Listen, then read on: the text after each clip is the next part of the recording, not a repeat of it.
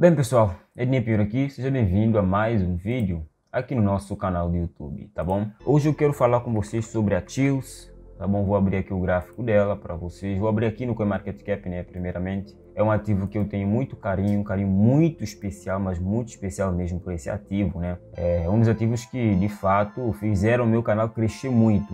Quando eu falei bastante sobre esse ativo lá na explosão dele, né? A gente teve o topo histórico aqui mais ou menos em janeiro, fevereiro, março, abril de 2021, né? E o ativo simplesmente lateralizou desde então. Eu tenho muito, mas assim, eu tenho muito desse ativo, eu tenho uma grande exposição, né, do meu patrimônio a isso aqui. E simplesmente eu venho tentando bater cabeça durante muito tempo mesmo para fazer uma análise, porque o gráfico aqui, acreditem, apesar de ter acabado de chegar numa conclusão, o gráfico não estava nada fácil para interpretação, tá bom? Não estava nada fácil mesmo. Como vocês conseguem ver, eu cheguei numa conclusão, já vou explicar aqui tudo passo a passo, como sempre, e dizer para vocês mais ou menos a minha região de preço-alvo. Eu acho que quem me acompanha aqui no canal há mais tempo já sabe que é a região entre $3 aqui, ó, eu acho que a Chills vai a $3 e eu colocaria como uma meta mais, sei lá, como que dizer, mais, sei lá, mais gananciosa, né, mais otimista, $5, tá bom? Colocaria $5 como uma meta mais,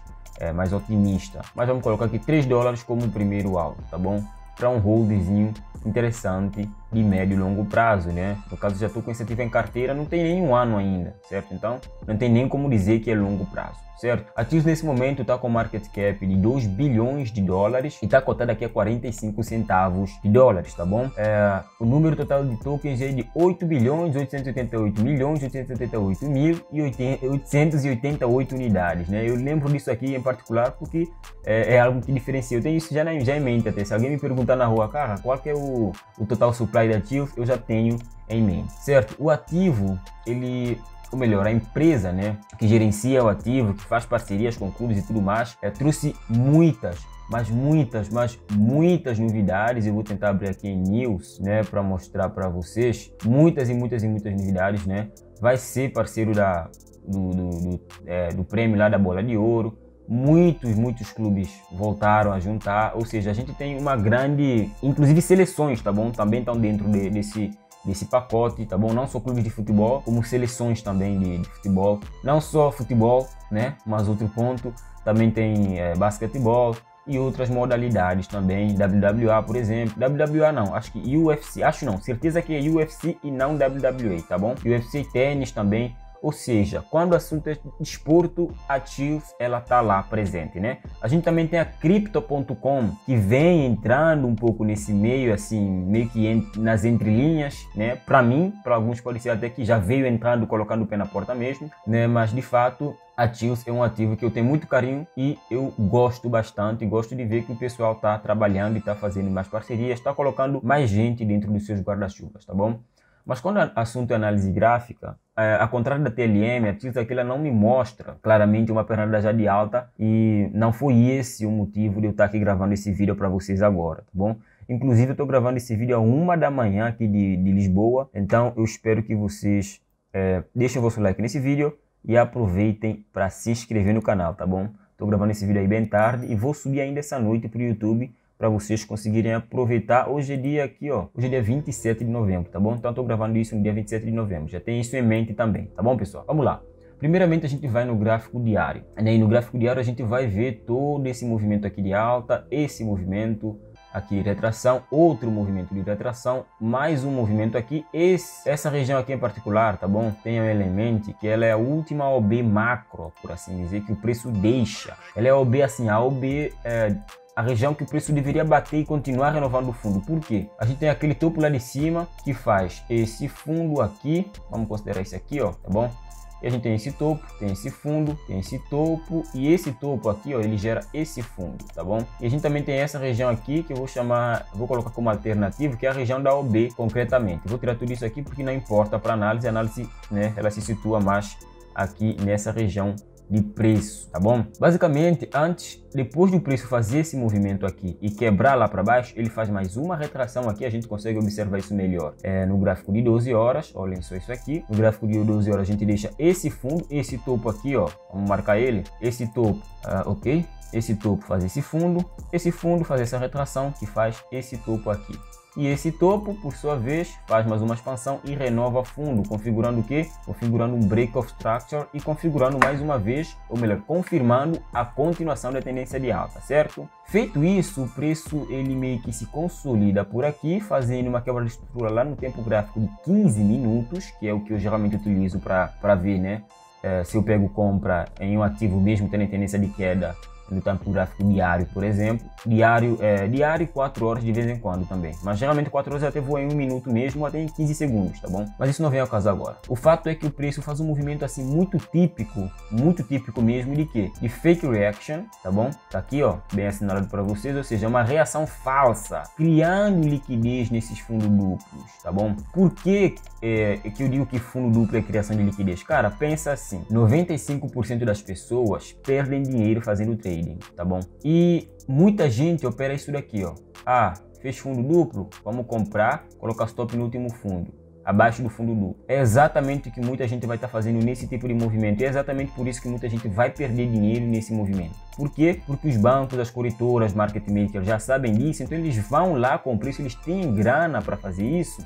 Eles fazem o fundo duplo para você ver e sair comprando, mas no fim das contas isso aqui é só uma armadilha que depois a liquidez vai ser tirada. Muitos tops vai ficar aqui embaixo, aqui nessas regiões, o preço vai subir, dá esperança para você e depois, se você não fechar a tua ordem, não colocar no 0 a 0, achando que o preço vai explodir, o preço vai voltar e te estopar, tá bom? Então tenha muito cuidado, não só com fundo, mas também com topos duplos, tá bom? E a gente consegue ver um exemplo claro disso aqui, quando o preço meio que renova topo aqui, de fato. Olha só, volta a renovar topo até e depois derrete lá para baixo para tirar a liquidez desses dois fundos aqui. E agora sim ele toca na order block que está aqui nessa região. Vamos lá em tempo gráfico de 1 hora para mostrar essa order block para vocês. Vamos ocultar aquela parte do gráfico para facilitar. Vamos em 1 hora. Olha só aqui. Olha claramente essa order block que fica aqui. Eu vou até ocultar o Asian Session Range aqui, porque a gente não está operando Forex, né? Olha essa order block aqui, tá vendo essa região azul? Essa região aqui é a nossa order block de demanda, no caso, nossa região de demanda, order block de compra. O preço vem, toca nela e respeita muito bem aqui, ó. Toca, já rejeita, já fazendo choque, né? Já fazendo um change of character e continuando a sua tendência de alta. Como assunto é criptomoedas, eu não vou ficar entrando muito em detalhes no tempo gráfico de 1 hora, porque aqui para mim a gente vai do diário para cima, né? Eu não vou ficar prestando muita atenção lá no tempo gráfico menor, quando o assunto é um gráfico de uma criptomoeda. Depois de reagir aqui, a gente vê o preço voltando aqui para fazer o que? O mesmo tipo de movimento que já fez anteriormente, ele cria liquidez, vem completar, preencher novamente ao B. Depois disso ele renova topo, tá bom? Aqui a coisa começa a ficar séria, prestem bastante atenção, certo? E isso daqui é muito importante, né? Principalmente essa região aqui da análise, ela é muito importante para vocês entenderem por que eu acho que o preço vai voltar a cair forte e depois voltar a subir, tá bom? Ednei pode ser maluco, Ednei só pode ser maluco, né? Ele acha que o preço aqui ele vai cair até aqui e daqui ele vai subir.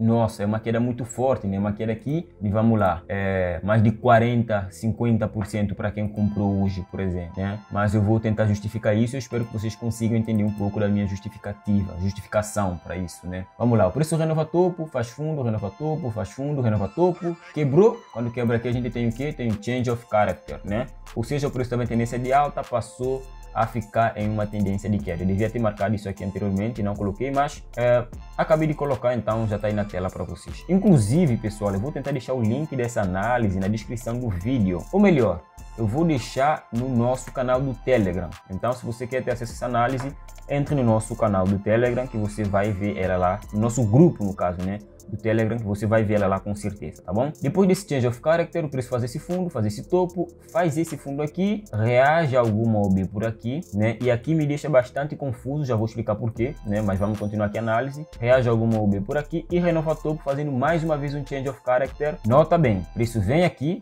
muda de tendência para tendência de queda, continua a tendência de queda, muda de tendência para tendência de alta. Quando o preço muda de tendência para tendência de alta, eu quero que vocês prestem atenção nisso, tá bom? Porque isso aqui é parte fulcral, é uma parte crucial, é basicamente um sinônimo, né? Tem o mesmo significado das palavras, creio eu, para vocês entenderem por que eu acho que o preço ele vai voltar aqui, né? É crucial vocês entenderem essa parte, tá bom? Por isso faz topo aqui, faz esse fundo, faz esse topo, faz esse fundo. Nota que quando o preço está em tendência de alta, ele nunca faz um fundo abaixo. Tá vendo esse fundo aqui?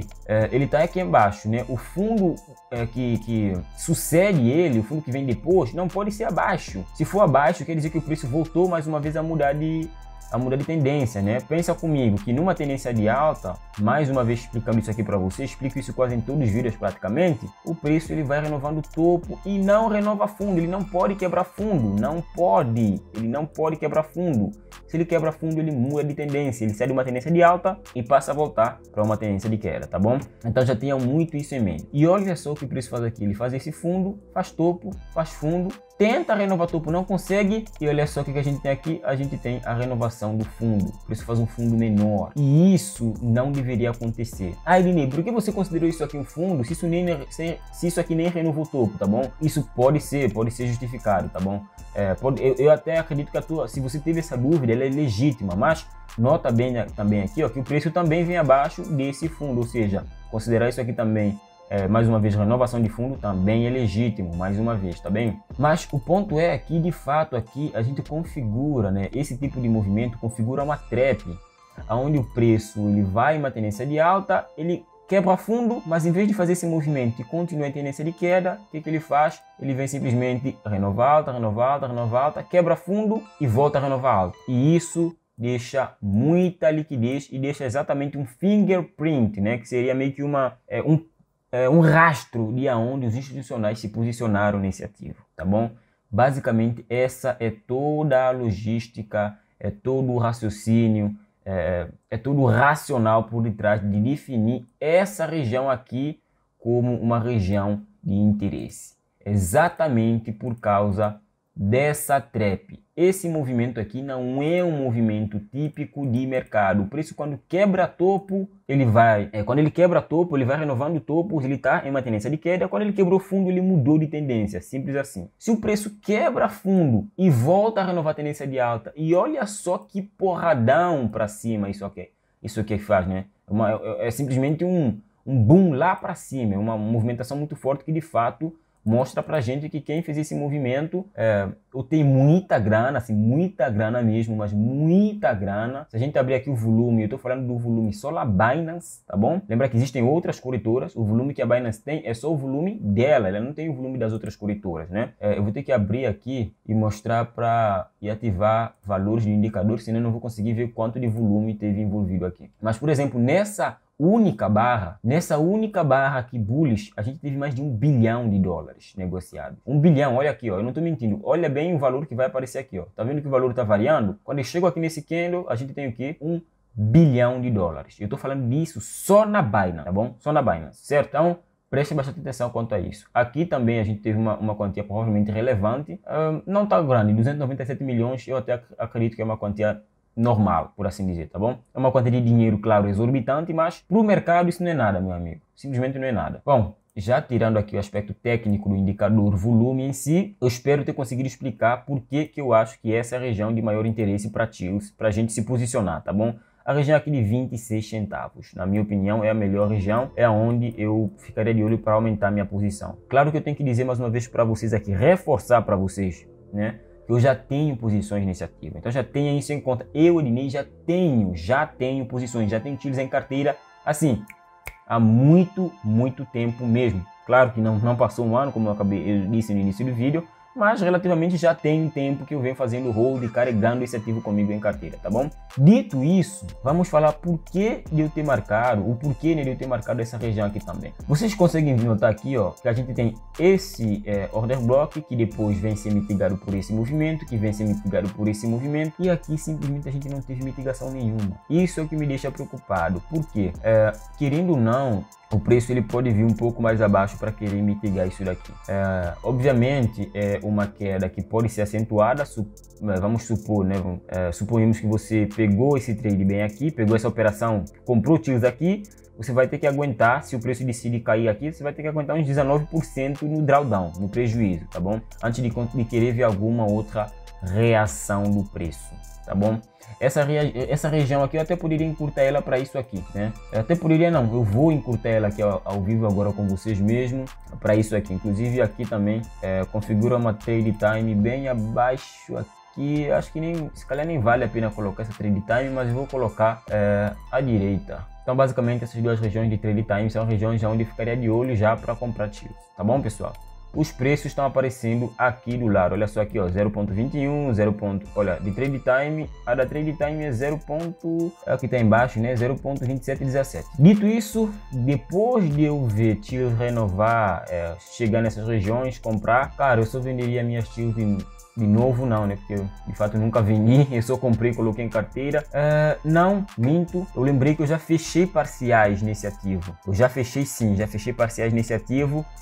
Principalmente quando o Bitcoin estava perto de renovar o topo histórico, eu coloquei uma parte do lucro que eu tinha nesse ativo no bolso, porque o meu preço médio, no caso agora, eu estou no positivo nesse ativo, porque o meu preço médio, ele está bem aqui na casa dos 28, 27, 25, está bem abaixo, tá bom? O ponto é que o meu preço médio está bem favorável nesse momento. Se o preço fazer essa retração, para mim faz todo sentido voltar, né, a comprar e colocar em carteira esse ativo. Como eu já disse, preço-alvo para mim, o mais realista na casa dos $3, o mais otimista na casa dos 5. Pessoal, eu espero que eu tenha conseguido esclarecer as vossas dúvidas. Deixe o seu like, se inscreva no canal, comenta aqui embaixo se você tem alguma dúvida sobre isso, se você tem alguma sugestão, alguma coisa que você queira comentar. Comenta aí embaixo. O meu Instagram também tá aqui na descrição. Se quiser mandar alguma dúvida, pode mandar também por lá que eu respondo. E é isso, pessoal. Nem por aqui. Eu vejo você no nosso próximo vídeo, tá bom? Bora pro mercado, pessoal. Bora lucrar. Fui!